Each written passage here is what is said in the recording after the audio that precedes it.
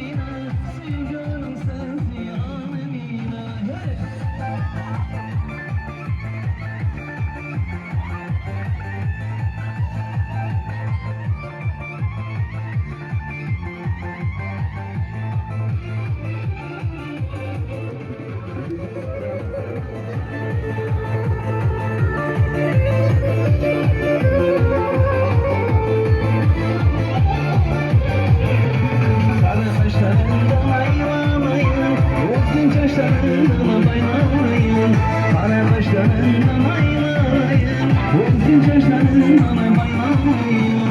Emine Emine canım Emine, gönlüm sensin aman Emine. Emine Emine canım Emine, gönlüm sensin canım Emine.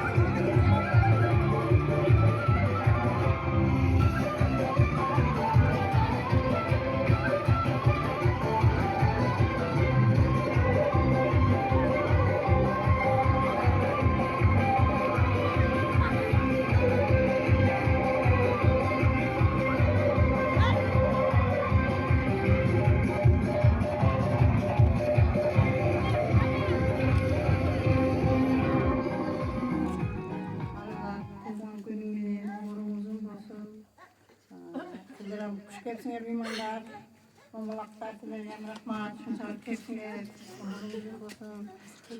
Tadırakta, şuna kızını, ulu ve şükür ol görürler.